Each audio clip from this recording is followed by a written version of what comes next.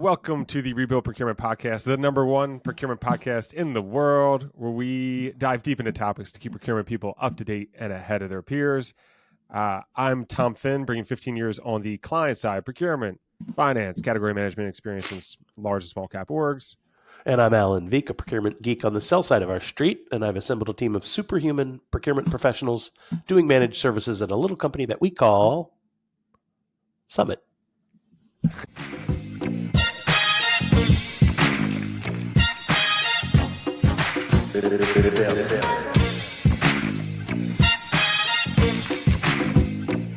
All right.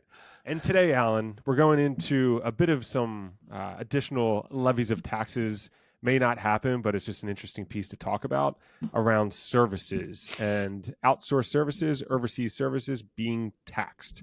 So let's get into it. That's right. Yeah. So this story caught my eye probably 6 weeks ago, and I think we may have even made a reference to it on one of those podcasts about 6 weeks ago. There's a fellow by the name of Richard Scott. I will give him a shout out when we post this podcast on LinkedIn and on YouTube. And he's a supply chain guy based out of the UK, and he posted an article with a link to a news story. And he basically said, last week, Republican U.S. Senator from Ohio, Bernie Morena, proposed an act which, if passed, would introduce 25% tax on offshored services and also prevent U.S. client firms from deducting charges paid to offshore providers for their corporate tax liabilities. And the bill, everybody has to come up with a great acronym for a bill. Its nickname is U.S. HIRE, but HIRE stands for Halting International Relocation of Employment. You gotta love when they work the acronym around the word, right?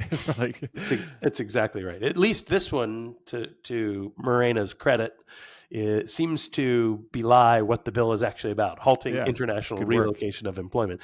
And this, I'll tell you what, Tom, this particularly caught my eye because, as you know, Summit Procurement, we do kind of what I, on a small level, would call procurement managed services, procurement staff augmentation. But on the bigger end of the spectrum, it can look like outsourcing.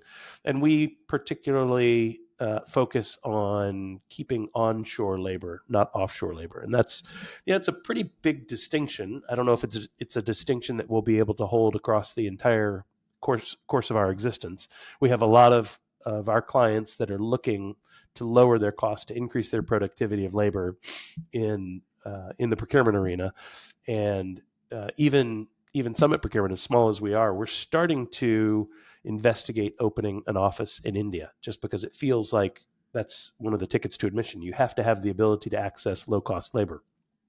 But this bill, if it gets some traction, would definitely kind of boost our North America onshore business, which is the sort of services we provide for our clients entirely today. It would definitely be a motivation to continue to invest in North America. And so when I saw this, I reached out to my two Pennsylvania state senators and said, hey, I'm strongly in support of this. So the story is that was kind of early September. Morena from Ohio, the senator from Ohio, said he was going to introduce it on the floor of the Senate. And sure enough, he did. He introduced it on September 17th, but just about a month ago now. And, if you recall that little jingo, I'm just a bill, I'm sitting here on Capitol Hill. I remember, like the cartoon. Yeah, the Schoolhouse Rock cartoon. It talks through, how something becomes law from just a bill and a proposed bill. So that long process of becoming a law. He was a very tired Bill by the end, wasn't he? He was a very happy Bill by the end, because in the end he was passed. But yes, it was maybe one of the longer Schoolhouse Rocks, because it had to go through all the process steps. It was like, then it does this, then it's introduced into committee, and then the committee debates it. So Senator Morena from Ohio does not sit on the Finance Committee. That's the committee that would need to have this bill introduced, and then they would bring in experts, and they would discuss it and debate it, and it would have to pass through committee before being introduced on the Senate floor. So Morena decided to see, let's get a sense for who's in support of this and who's against this.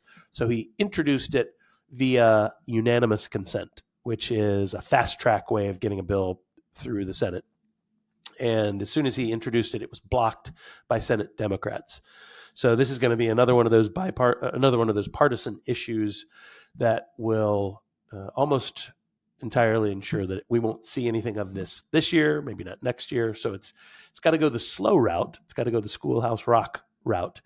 But I thought this would be an interesting thing for us to talk about, just because it really does impact what I think a lot of teams in procurement are experiencing today, which is some portion of the procurement team lives in India, whether that's a captive center that is owned by the enterprise, or whether it's an outsourced center provided by any of the big 10 BPO providers, any of the big 10 outsourcing providers. And those are names like Accenture and Infosys and Tata and Genpact and, all those guys. So I thought this would be a good topic for us to talk about. What are your thoughts? Yeah, so I think the levers here that would be being pulled is this 25% tax on payment for foreign services, right? And then the inability to deduct any of that, the payment and the tax. So I think it's essentially, I was reading here, there was an analysis that said it would cause 58% increase on the cost of those outsourced services. So essentially, if something is costing $1,000, it's going to cost $1,580, right? We don't do public math here, but that's about right. You're the finance guy. Yeah, but nevertheless, even finance guys don't like doing public math. We like to hang out in spreadsheets. But I mean, so that it would make U.S. labor, which feels like, I haven't looked into statistics, Alan, but just with you hear about the job market, like there's just a lot of talk about job market being difficult, which would in turn drive labor costs down in whatever country that's happening in. So in this case, the United States, even though unemployment feels quite low, but that would drive the cost down for U.S. labor, and then at the same time increase the cost of outsourcing things outside the U.S. There still would be outsourcing from a client to a company where they're looking to not do it internally, but then it's who do I use, and the Excel math, it changes. But nevertheless, it would no doubt, I believe it would drive costs up quite a bit. There's a lot of low cost countries, and in many cases, those are kind of the decisions that it's like the Excel math is kind of making decisions for things. Yeah, I think that's right. On the point about where we are in the job market today, it's an interesting couple of data points that I can bring from being an employer. We did a podcast episode a few weeks back that talked about the difficulty in the procurement job market, and I'm still feeling it. I still see a lot of my old colleagues who come from other companies that have lost their job or looking for work, have perhaps been out of work for 4 or 6 months or 8 months, and they're really struggling to find their next spot. We did an episode to kind of help people think about how to tune up their resume, how to tune up their story, their narrative as they hit the job market. But a lot of those folks are still out there, and one of the reasons why I think there is such a deluge of people hitting the procurement job market. My last employer, Denali, let go of a lot of people in North America, very specifically for the reason that they were being asked by their clients, and by and large, a lot of these clients are tech clients out on the West Coast. They're being asked by their clients to push jobs offshore to try to pick up that labor productivity piece.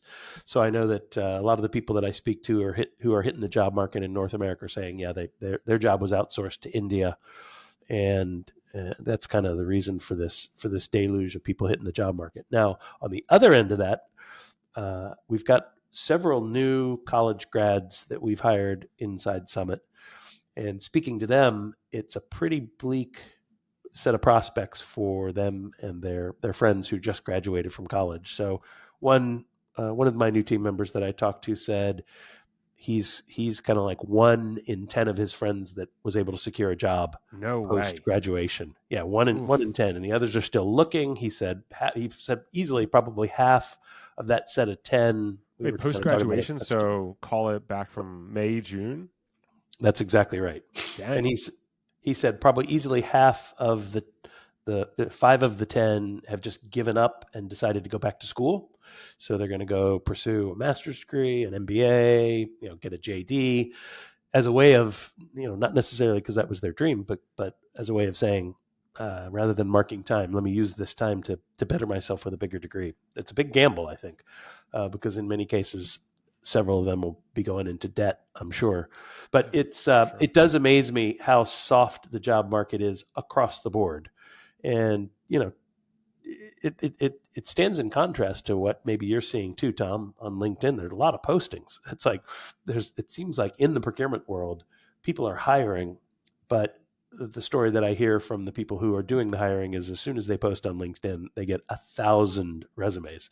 So it's Well, it's just all the AI it's just stuff too, right? Like no one has to yeah, look anymore. Kind of like auto does it as well. I think. I mean, I've see those could be, ads pop up, and could be, could be. yeah, Yeah, but it's an interesting place that we find ourselves, and it does make me scratch my head and wonder: are we standing on the precipice of some sort of a recession where we're going to have a bunch of people out of work? And while inflation is rising, it feels like there's a deflationary move in salaries in the job market.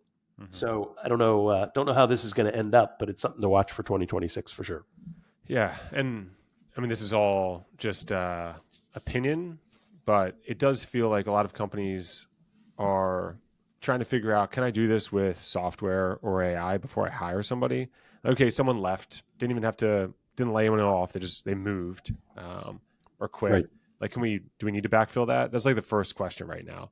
Do we need to backfill that? Because a lot of Right. folks are assuming there's going to be a lot of cost pressure on them. It's kind of what I sense within the market. Like everyone's trying to Right. increase margins, which is always the case. But now it's like this all the news is like, hey, if you use AI, you can increase them this much. Like, look at this. Look what this company's doing. Blah blah blah. Look what they've outsourced. Look what they've just done with AI. So that's like the first question for like every executive team to anyone looking to hire is like, can we just do that with AI? Do we really need to hire people? Yeah. But then the second question, Tom, you were good enough to share that article with me from Axios that said 95% of the investment into AI at the enterprise level is yielding zero return, zero, Yeah. right? So I think it is the first question, but then I think the second question is that didn't work. What do we do now? Yeah, and I saw on CNN today that I think it was 2 hours per day is being sent fixing like the AI slop. Boy, So yeah, so assume maybe you're taking something that took 3 hours to now two, right? Two of fixing, because I check emails, right? I still write the email because you want to make sure your point gets across, and it's like, is this presented well, and it fixes your grammar as opposed to using Grammarly, things of that nature. Adds the M dash that you need to delete, right? All those right, things, but you need to go through and still review it to make sure it like the context was understood, because the smallest piece of communication that's a bit broken can ruin a whole entire communication thread. So you still have right to be on. mindful of those things. You can't just outsource your brain entirely. Yeah, and I just, while we're picking on AI a bit here, I just sent you a link to a great YouTube video that it's an interview between Cal Newport. Do you know this guy, Cal I Newport? do. Yeah, Was he in? He wrote for a magazine. I actually know his story. I've seen him on Tim Ferriss. He was in yeah, the World Trade Center of the day. exactly. He had some very interesting articles in the past. Yeah, Great book too. he's an academic guy who I think initially studied computer science, but maybe in the mathematics department, or vice versa. I think I've gotten that backwards. He spent some time at University of Maryland, and then now I believe he's at Georgetown now. Hmm. And he's just he's a big thinker. He's a bit of a, if I had to give him a couple of words to describe him, I'd describe him as a digital minimalist. He's a person who's very focused on the knowledge worker, very focused on trying to figure out how to be more productive as a knowledge worker, how to get more work done. And the upshot is turn off your devices, block your calendar to do deep work. He's written several books. I've read all the books. I think they're great books. And it's interesting. Right now, he's kind of turning himself away from productivity and much more towards meaning and purpose in life, which, he's a young guy. I'm guessing he's in his early 40s. Mm-hmm. He is, I think, cataloging the issues that are plaguing Gen Z and younger millennials. And I find it fascinating that he's focused his attention on this notion of meaning and purpose in life. But he was on this podcast. You can find it on YouTube. It's called the Rob Montz Show, Montz. Rob Montz is the interviewer, and the interviewer is fantastic. He jokes the whole time about how he has a humanities degree, and so he tells Cal, put this in terms that someone with a humanities degree, as opposed to a 5-year-old. That's right, exactly. And it's a very good interview. The title is called "Why Did ChatGPT Hit a Wall?" And you kind of got this sense that ChatGPT 5 wasn't quite the advance that ChatGPT 4 or 3 were. And Newport walks through the narrative, the story behind ChatGPT. And it basically is, when ChatGPT was introduced in late 2022, they knew they had a tiger by the tail. It was like, holy crap. We didn't think that just by increasing the number of computers that we use to scale up this model that we have, that we would see exponential returns, but we did. And so then what they did between ChatGPT 3 and 4 was they just exponentially increased the amount of compute they threw at the problem. And sure enough, 4 came out and it was like, whoa, this blows everyone's socks off. So they thought, well, let's do it one more time. Let's do it to 5. And they cranked up the compute and they found out, we're off Moore's law. It did not work. The scaling failed. And so it feels to me like it's a sign that we're entering the next AI winter. Everybody was expecting we were going to get to artificial general intelligence on this curve. And the answer is, I don't think we will. And I think we're starting to see people doubt that AI can provide that sort of productivity that you were talking about, Tom. Yeah.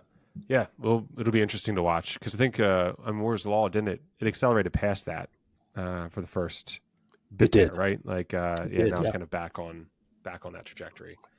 Yeah. So we'll see where we go. I mean, just going back to the this outsourced services, we'll see where it happens, because I guess if it goes again, if you just use the $1,000 analogy to 1,580, for that $580, do you say, let me figure out better, let me invest in my processes, let me do something different, to then maybe it can fit into a software, right? Because multiply that out over 10,000 people, right? Then maybe that's something that is a worthwhile investment. And for a company that then on the outside, as they're building this bill, that's something not taken into account, right? The pushing forward is kind of like when COVID hit, everyone hopped on Zoom. Zoom went like that, through the roof. And having these conversations before doing podcasts, we would have done these all together, right?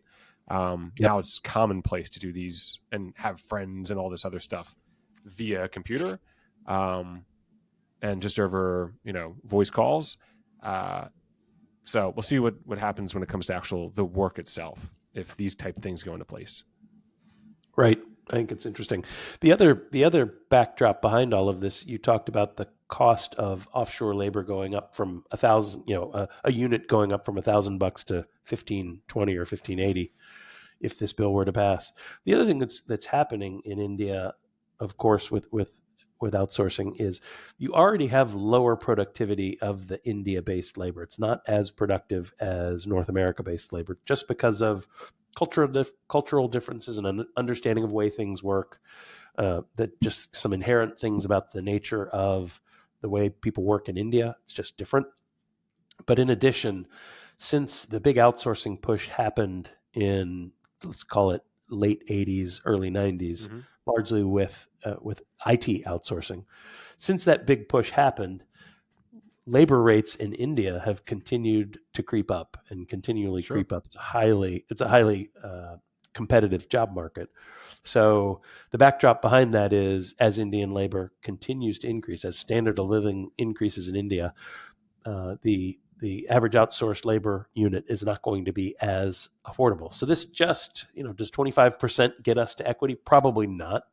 India-based labor is still, relatively speaking, a bargain, but then you have to factor in, am I getting as much productivity out of India labor as I am North America labor? So it becomes much closer of a kind of a flip of the coin for anybody who's looking to do staff aug, to do BPO. Should we keep it onshore? Should we push it offshore? And I kind of like the prospects of evening that field even more with this sort of a bill. So we'll see. It's a tariff for services, which we always question: is that gonna happen? Is it gonna happen? So it's interesting that somebody's proposing it. Yeah, for sure. Yeah, and I mean, anyone can look. Just as I was actually there was this there's a podcast a few years ago where they tracked a T-shirt around. I think I told you about this one before. And they just walked around. It was Planet Money was the name of the podcast, and they went through it. And I remember at the time they had talked about the cotton T-shirt and just how apparel is always the first thing to leave, like textiles, when the market starts increasing. So roll back to late 90s, early 2000s, if you looked at a pair of jeans, it was always like China and maybe like Vietnam. I look today at the jeans I have; they're like Wranglers or something. Like I think it was Africa. It was an African country. Wow! So it's just interesting how things, right? If you like look at your apparel, you can recognize the reason that move happened was because of cost. If the cost stayed flat and over time productivity does gain, so I'm assuming the average person in India working for a U.S. company is more productive now working for U.S. companies than they were back in the late 80s, because culture emerges, understanding of those cultures and how different companies work changes. So, but yeah, the apparel is always an interesting way to look at how manufacturing bases and costs change over time. I love that. That's very interesting. Well, we will keep our audience appraised as news develops on this story. This is another one of the stories likely that or we're going to follow closely. Likely or unlikely? Yeah. I think it's unlikely this year. I think, especially if we hit a recession next year, it's very likely that it will gain momentum, gain publicity, really become an issue on the nightly news, on podcasts. I think the Republicans will use it as a way to bang a gong and drive a partisan wedge if they believe it's a good issue, because it is just like the tariffs issue. So I think unlikely 2025, likely to warm up in 2026, but unlikely for, I would say, the foreseeable future, 2027, 2028. I don't think it passes. Yeah, I'd take unlikely too, especially at that, like, call it something that's going to impact companies 500%, not 500%, but like a 50% growth. Yeah, unlikely. I'll call it unlikely, especially at that scale. I like that. This is like Mythbusters, where we have busted or confirmed, right? Likely or unlikely. So we both agree on this theoretical one. Unlikely. Busted. Unlikely. Busted. Exactly right. Well, that's great. So we'll bring news back in future episodes. On behalf of your humble hosts here at the Rebuild Procurement Podcast, we are Tommy Finn, the man who puts the fin in finance, and your OG in procurement. I'm Alan Veek, hoping that you will make this a powerful and productive week in procurement. Bye-bye. Bye-bye.